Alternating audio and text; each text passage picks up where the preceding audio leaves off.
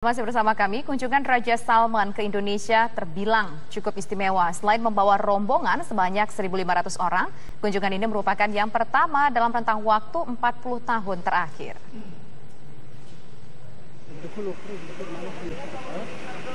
Indonesia bersiap menyambut kunjungan Raja Arab Saudi Raja Salman bin Abdul Aziz Al Saud.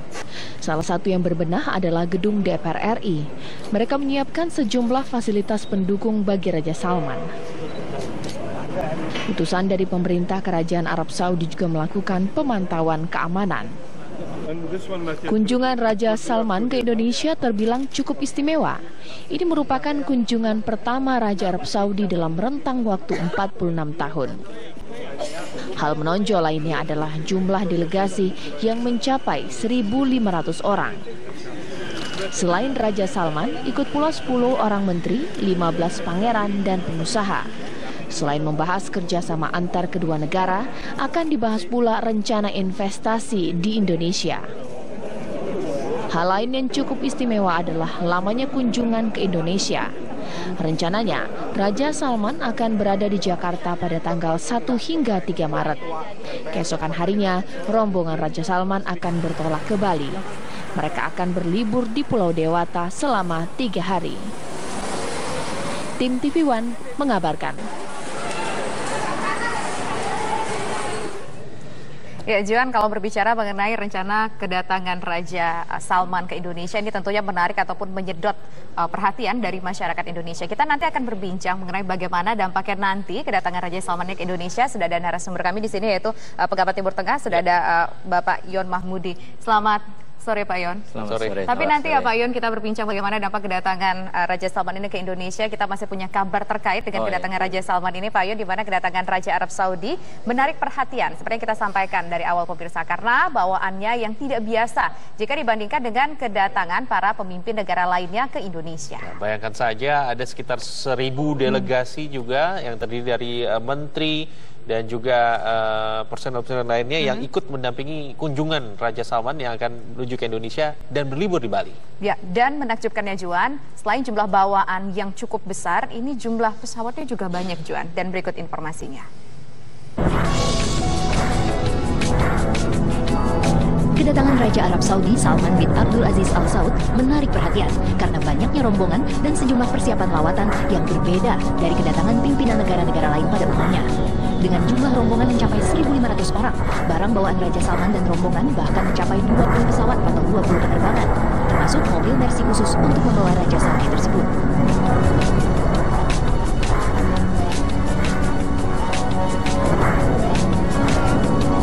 Dua unit Mercedes Maybach S600 telah tiba di Bandara Internasional Igusti Ngurah Rai dan Pasar Bali.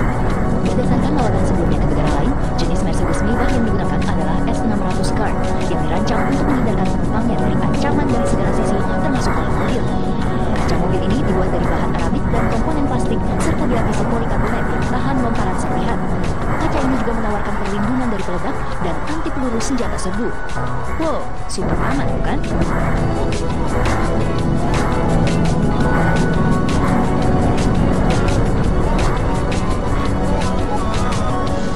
Jangankan fasilitas kendaraan, tangga pesawat pun khusus didatangkan dari Arab Saudi. Tangga tersebut berwarna putih dan berhiaskan kaligrafi emas di bagian atasnya. Tangga motorik tersebut memiliki fungsi yang sama dengan eskalator, sehingga sang raja tak perlu banyak-banyak melangkahkan kaki saat turun dari pesawat. Apalagi usia Raja Salman telah menginjak 81 tahun.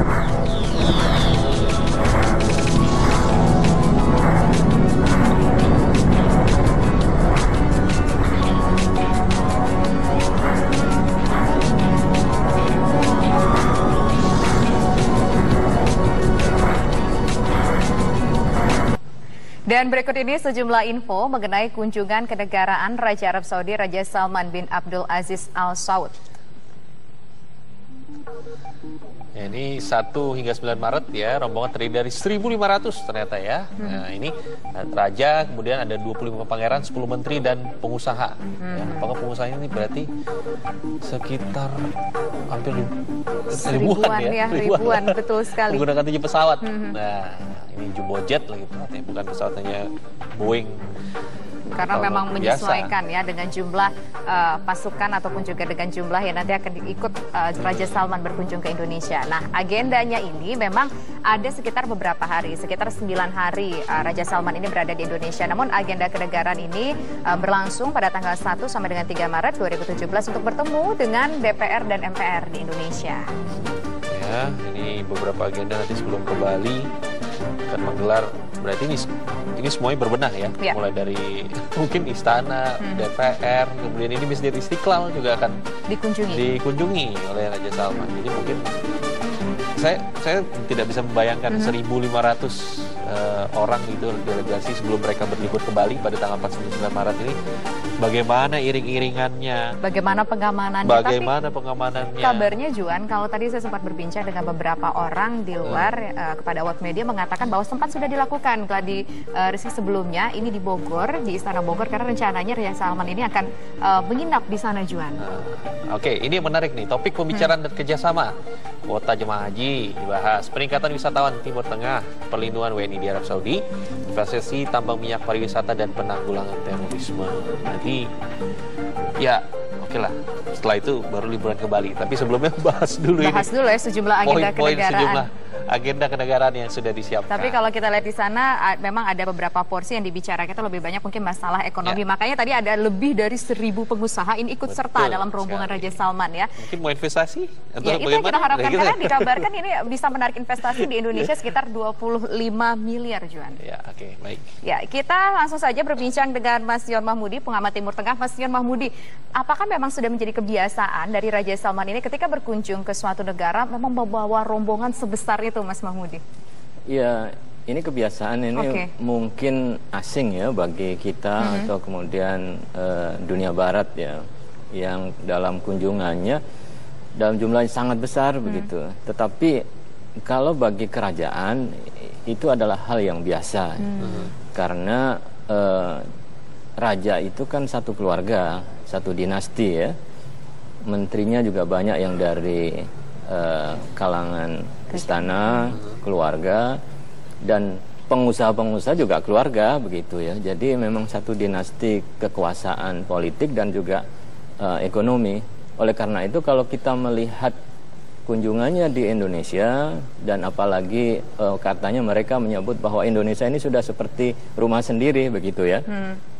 Dan ada juga beberapa menteri dari kerajaan Saudi yang punya hubungan khusus dengan Indonesia, termasuk ada yang konon kabarnya keturunan Indonesia ya. Sehingga ini mungkin juga sebagai momen ya, juga untuk kembali ke Indonesia sebagaimana dulu Obama mengatakan ketika ke Indonesia. Kembali ke Indonesia. Nah, ini juga mereka punya hubungan khusus saya kira. Mas Yon, begini, pertanyaan saya begini, ini kan sudah sekarang di Malaysia, sebelumnya di Turki. Apakah kunjungan kenegaraan Raja Salman itu selalu diikuti dengan ribuan orang di belakangnya yang mengikuti perjalanan ini? Dan apakah sebenarnya makna atau simbolisasi dari sebuah kunjungan yang megah ini kita bisa katakan? Apakah memang menyangkut prestis, apa memang seluruh itu diperlukan, seluruh orang itu 1.500 semua itu memang berkepentingan satu sama lain? Macam-macam isinya saya kira tadi ada pengusaha, kemudian ada pihak-pihak lain yang mengurusi kepentingan raja ya. Tetapi dari kunjungan yang dari Malaysia saya lihat tidak semuanya kemudian datang ke Indonesia, ada juga yang sudah selesai duluan ya kembali, ada yang kemudian sampai di Bali untuk tujuan wisata. Jadi misinya itu memang ya di samping kemudian misi kenegaraan, kemudian sisanya yang ya cukup panjang itu adalah untuk liburan. Nah, liburan itu digunakan dalam hal misi promosi wisata ya Indonesia juga untuk mendongkrak wisata yang ada di Indonesia. Jadi jumlahnya memang relatif sangat besar. Relatif sangat besar itu apakah kita bandingkan sebelumnya sudah ada kunjungan sebelumnya ke Turki juga ke Malaysia. Dari jumlah-jumlah kunjungan itu tadi kan Mas Yon mengatakan ada yang sampai Malaysia tapi akhirnya mereka ya sudah pergi lagi ke Arab Saudi. Artinya jumlah 1.500 yang datang dari Arab ke Indonesia ini, Mas Yon, apa jumlahnya sudah berkurang dibandingkan dengan perjalanan secara estafet sebelumnya dari Raja Arab? Tidak tahu pasti ya jumlah yang akan sampai di Indonesia, tapi memang estimasinya ya sekitar 1.500 lah persiapan untuk itu. tentu ini jumlah yang paling besar ya dalam sejarah mungkin di Indonesia. Apakah ini sebagai kompensasi terhadap hubungan Indonesia Saudi ya yang dulu selama tadi katakan 46 tahun ya hubungannya biasa-biasa saja, dan Indonesia bukan dianggap sebagai mitra strategis, dan baru sekarang ini mulai muncul ya kesadaran yang ada di Saudi ya untuk melihat Asia, dan di Asia itu ya di samping ada Cina, India, Jepang, Korea, kemudian ada Indonesia. Nah, disinilah kemudian nilai strategis Indonesia bagi Saudi, dan sebagai untuk menunjukkan ya hubungannya yang erat, kemudian jumlah delegasi ini menjadi besar. Tapi tentu juga ada beberapa pembagian tugas masing-masing ya berkaitan dengan itu. Ada investasi, ada yang memang keluarga istana saja ya, dan lain sebagainya. Oke, baik. Sudah 46 tahun begitu ya sejak kunjungan terakhir dari Kerajaan Arab Saudi ke sini. Kemudian kalau kita melihat kondisi geopolitiknya begitu, apa sih simbol yang ingin ditunjukkan gitu dengan adanya pertemuan kembali dua negara yang katanya bersahabat ini antara Arab Saudi dan Indonesia di tengah iklim ekonomi global seperti misalnya Arab Saudi yang saat ini hubungannya renggang gitu dengan Amerika Serikat. Apa simbol yang ingin ditunjukkan oleh Arab Saudi dan Indonesia? Sebenarnya ada peristiwa menarik sebenarnya yang kita lihat kalau kita mau flashback tahun lalu itu ada menarik. Saya amati ada tweet dari Walid bin Talal. Walid bin Talal ini adalah salah satu cucu raja ya, pangeran, dan punya kekayaan yang luar biasa. Sekarang mungkin 41 terkaya di dunia. Dia menanggapi fenomena yang ada di Amerika ya. Dalam tweetnya dia mengatakan bahwa Trump kamu memalukan pemerintah dan rakyat Amerika. Mundur saja dari pencalonan. Itu sangat serius itu. Padahal Walid itu investasinya sangat besar yang di Amerika ya. Kalau kita lihat nilai total investasi orang Saudi seluruhnya hampir 500 miliar US dollar, itu jumlah yang sangat besar. Kemudian tweet itu dibalas oleh Trump dengan mengatakan, lihat nih Walid ingin menguasai kita Amerika dengan uang bapaknya gitu. Jadi sudah sinis sebenarnya hubungan. Nah, kemudian sekarang baru-baru ini Trump terpilih ya menjadi presiden Amerika. Nah, Pangeran Walid kemudian menyampaikan dalam tweetnya juga bahwa kita lupakan masa lalu, selamat kepada Trump yang telah menjadi presiden Amerika. Artinya dari sini sebenarnya sudah mulai ada hubungan yang tidak harmonis, tidak nyaman, dingin di situ. Kemudian ditambah lagi menjelang masa Obama itu ada legislasi ya, undang-undang yang dikeluarkan oleh Kongres ya, yang disebut dengan Justice ini tentang terorisme ya. Justice Against Sponsor Terrorist Acts. Jadi undang-undang tentang terorisme. Nah, undang-undang itu yang salah satu isinya adalah memberikan kesempatan kepada rakyat Amerika untuk membawa ke pengadilan pihak-pihak yang dianggap terlibat di dalam aksi terorisme. Dan ini ditujukan kepada Arab Saudi. Jadi dengan begitu mereka bisa membawa ke pengadilan, setelah itu diminta untuk membayar ganti rugi. Dan itu pasti jumlahnya sangat besar. Dan ini saya kira menimbulkan kemarahan ya. Mengapa Anda bilang itu ditujukan Arab Saudi? Apa kasus yang terjadi begitu sampai mungkin JAFTA itu dikeluarkan? Beberapa dokumen yang dikeluarkan memang mengarah ke Arab Saudi ya. Dianggap mereka mensponsori pihak-pihak tertentu. Walaupun ini tidak bisa dibuktikan, tetapi mengarahnya kepada Arab Saudi. Oleh karena itu kan ini menimbulkan keresahan ya bagi Arab Saudi, dan yang sampai kemudian akan mengancam ya, menarik dana investasi.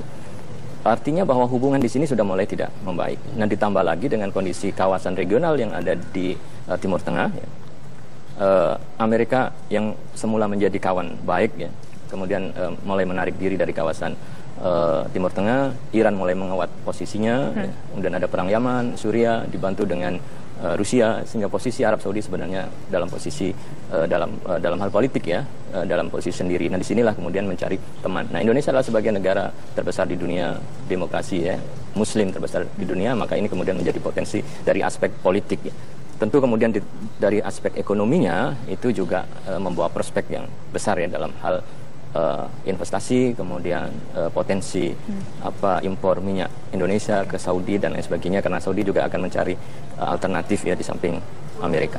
Selain negara-negara yang dikunjungi selain Indonesia, ini kan Arab Saudi ini mengunjungi beberapa negara lain juga di Asia. Bisa dikatakankah Indonesia ini memiliki potensi ataupun peluang terbesar untuk berbicara kita mungkin masalah investasinya? Apakah Indonesia paling potensial dibandingkan negara-negara yang sudah dikunjungi dalam rangkaian kunjungan ini? Negara-negara yang lain memang sudah punya hubungan yang sangat dekat ya. Dengan Cina di awal Raja Abdullah juga sudah ada kunjungan dan juga sudah ada agreement investasi, kemudian supply persenjataan dan lain sebagainya ya, alat pertahanan itu sudah. Kemudian dengan Korea juga sudah cukup panjang sebenarnya, Jepang ya, Malaysia juga ya, tentu kemudian India. Nah, tahap berikutnya ya adalah Indonesia. Jadi itu ya dengan potensi kebutuhan minyak Indonesia yang sangat besar ya. Ya di bawah India lah dari sini, sehingga itu menjadi poin penting di samping juga potensi-potensi investasi yang lain. Ke depan kan Saudi juga akan mengembangkan pendapatan yang di luar sektor migas. Artinya mereka harus melakukan diversifikasi ya, termasuk dalam sisi investasi. Yang mereka kembangkan sekarang juga kan yang lagi tren adalah food security ya. Bagaimana kemudian persoalan ketahanan pangan mereka. Oke, baik. Kalau Anda melihat Pak Yon begitu ya, perlambang gitu. Apakah bisa dikatakan bahwa Arab Saudi sekarang memberikan sinyal ke Amerika, hati-hati Amerika, saya punya katakanlah bisa dikatakan blok lain begitu ya, untuk saya juga bisa investasi sini dan mengembangkan, saya akan beralih begitu dari kawasan Anda menuju ke kawasan baru ya, seperti salah satu Indonesia. Ya, ya saya kira itu juga sebagai sinyal ya, sebagaimana kita lihat hubungan mereka naik turunnya ya, ketika beberapa tahun belakang ya, ketika Amerika mulai dekat ke Iran ya, mencoba bahwa embargo ekonomi Iran kan akan dikurangi itu perlahan-lahan ya.